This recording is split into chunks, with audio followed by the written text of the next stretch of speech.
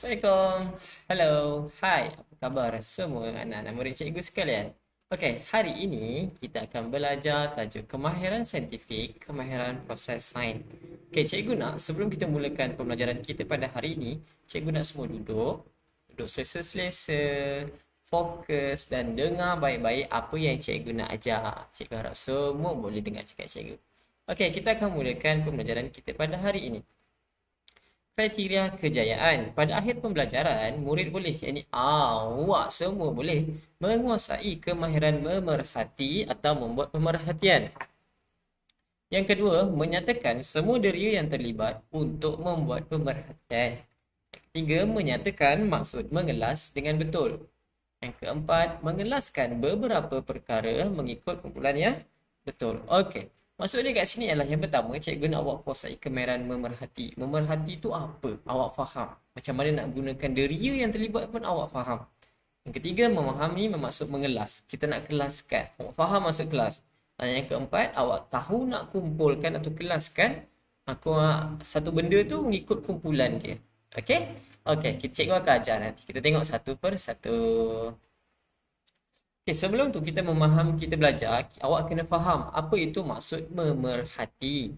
Okey, memerhati ialah kemahiran menggunakan semua deria untuk mengumpulkan maklumat tentang sesuatu objek dan fenomena yang berlaku. Okey, memerhati ni kita menggunakan semua deria. Deria yang ada dekat kita ni kita akan gunakan untuk kita kumpulkan maklumat.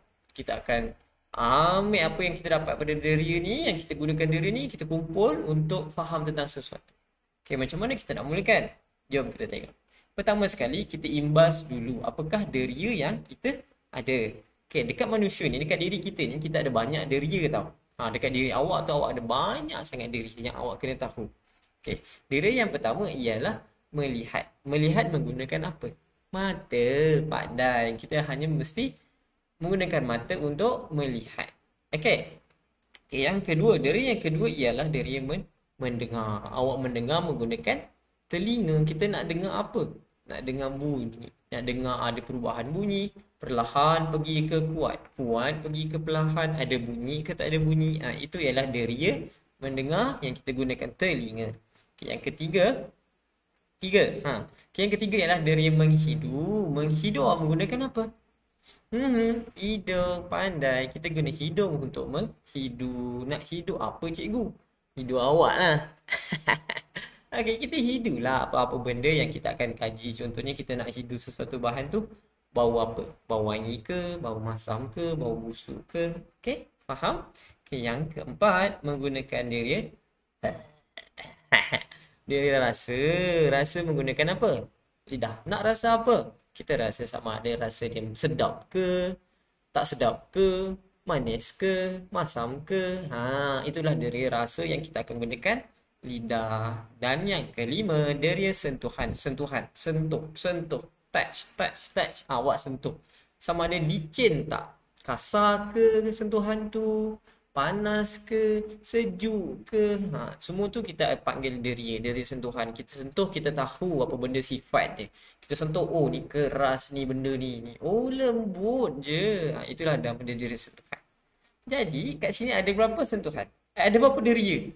5. Yang pertama, memerhati.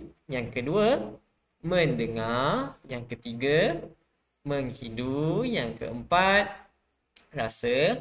Yang kelima, sentuhan. Faham? Boleh jelas cakap cikgu? Bagus. Kalau kita jelas, kita masukkan tajuk pembelajaran kita pada hari ini. Kemahiran proses sains iaitu memerhati. Cikgu tengok, awak tengok semua gambar yang ada dekat atas tu. Okay, apakah deria yang digunakan untuk memerhati dalam situasi di bawah? Okey, kita tengok gambar tu. Apakah deria yang digunakan untuk memerhati dalam situasi di bawah?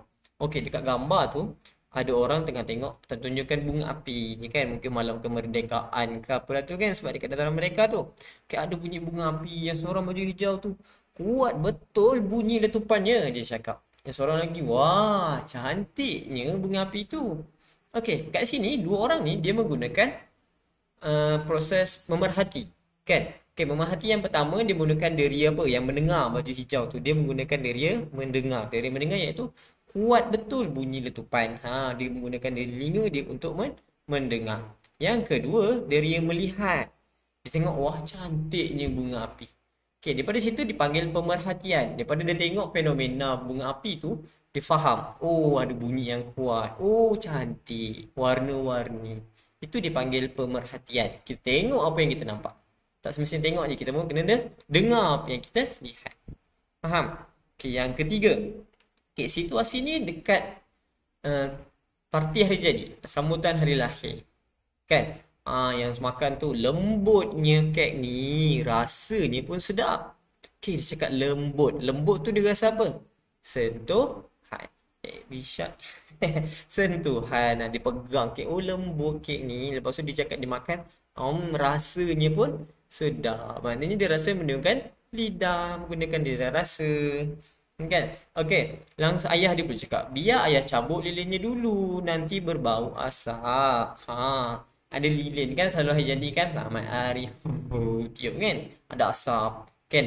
Nanti takkanlah kita nak makan dengan ada lilin tu. Sebab apa? Berbau asap. Okey. Dia tadi menggunakan deri apa? Bau. Deri bau menggunakan apa? Menggunakan apa? Hidung.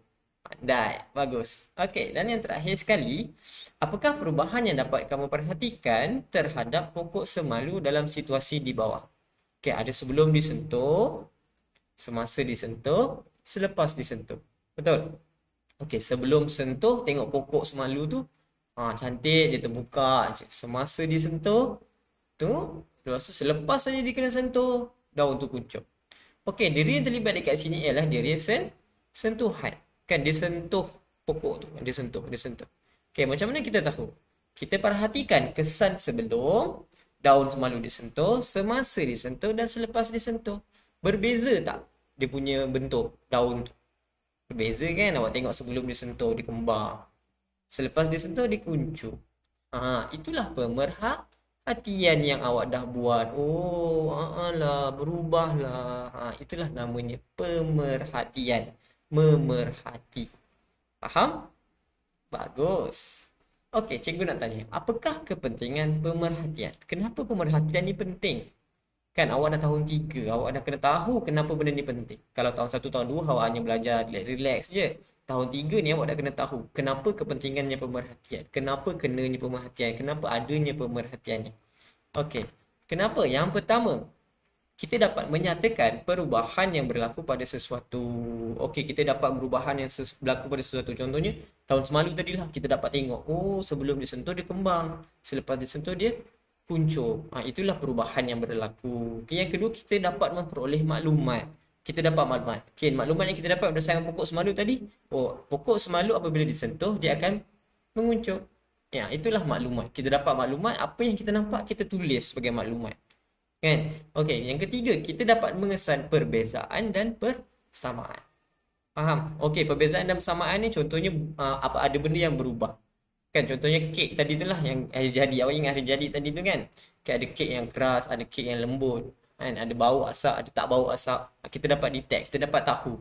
Oh, ada beza, oh ada sama. Faham? Itulah pemerhatian. Kenapa pentingnya pemerhatian dalam sains ni? Benda-benda inilah yang akan mempengaruhi untuk kita buat apa-apa keputusan nanti. Kita nak buat inference dan sebagainya. Jelas? Boleh? Mudah je. Ingat 5 benda je. Memerhati, mendengar, menghidu, merasa dan sentuhan. Faham? Bagus. Okey, kita akan masuk tajuk yang baru iaitu mengelas. Okey, mengelas ialah menggunakan pemerhatian untuk mengasingkan dan kumpulkan objek berdasarkan ciri yang sama. Apa pula maksud mengelas ni? Okey, senang je. Mengelas ni maksudnya kita susun dia ikut geng. Kita gengkan dia. Ini geng ni, ini geng ni, ini geng ni. Kan, mula-mula ada satu kumpulan besar. Ada banyak benda dalam tu. Dan kita kelaskan dia. Okey, geng ni duduk kat sini, geng ni duduk kat sini, geng ni kita duduk kat sini. Berdasarkan ciri yang sama, persamaan yang sama antara ramai-ramai tu. Kan, okay, nak lebih jelas kita tengok contoh yang seterusnya. Kita tengok kat atas tu. Ada banyak haiwan kan? Bagaimanakah kita ingin mengelaskan haiwan-haiwan ini? Okey, yang pertama tu ada lembu. Yang kedua ada burung. Yang ketiga ada ulat beluncas. Yang keempat ada ayam. Yang kelima ada ular. Dan keenam ada kambing. Okay, macam mana kita nak kelaskan ni? Macam mana kita nak letak dekat geng-geng dia ni? Okay, lembu. Okay, lembu ni dia ada 4 kaki. Lembu ni dia besar. Okay, burung. Burung ni ada 2 kaki. Burung ni ada kepak. Okay, apa ciri-ciri ulat pula? Ulat ni tak ada kaki. Ulat ni dia makan daun. Ayam. Ayam ada 2 kaki. Dia ada kepak. Ular. Ular ni tak ada kaki. Dia makan daging. Dia makan pemangsa yang lain. Kambing ada 4 kaki. Ada berbulu. Okey, berdasarkan apa yang cikgu cakap tadi tu, macam mana kita nak susun dia ikut geng? Siapa tahu? Nak susun macam mana? Okey, lembu dengan burung, sama tak geng? Geng yang sama tak? Tak sama. Burung dengan ular, sama tak? Tak sama. Ular dengan ayam, sama tak? Tak sama. Habis apa yang sama? Cikgu pun semua tak sama. Okey, contoh lembu-lembu. Okey, lembu geng dia siapa?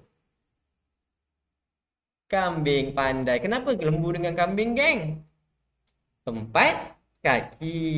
Pandai, bagus. Okey, yang kedua, burung. Okey, burung siapa geng dia ni? 2 kaki ni. Ular. Ulat. Ayam. Ayam. Okey, jadi burung kawan dia. Ayam geng dia ayam. Dan ulat beluncas, dia punya kumpulan dia ialah ular. Itulah maksud dia mengelas. Faham? Kita kelaskan dia. Kita kumpulkan dia ikut geng. Macam ni. Kat atas ni nampak ni. Berkaki 4, berkaki 2, tidak berkaki. Itulah dipanggil mengelas. Tengok contoh lain. Okey, mari kelaskan bentuk berikut. Okey, awak tengok petak dekat atas tu ada petak yang warna biru tu kan. Okey, dekat dalam petak biru tu ada macam-macam bentuk lain.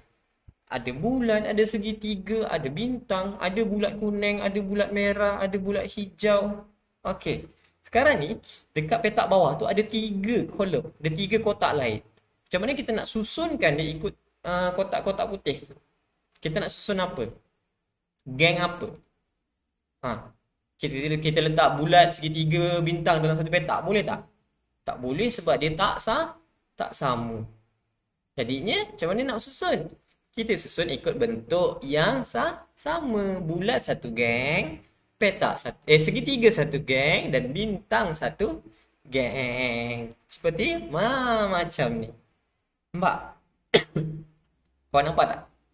Okey, bulat ada satu geng, segitiga ada satu geng, bintang satu geng. Inilah yang dimaksudkan dengan mengelas. Kita kelaskan benda-benda objek, kita kelaskan sesuatu mengikut ciri-ciri yang sama. Faham? Faham? Bagus. Senang je kan? Memerhati ada 5 deria. Lepas tu kelas, mengelas kita susun ikut kelas. Faham? Bagus. Kalau faham, semua bagus. Okay. Awesome kids. Tamatlah sesi pembelajaran kita hari ini. Cikgu harap kita dapat jumpa lagi pada kelas yang seterusnya. Okay? Jumpa lagi. Bye-bye. Peace out.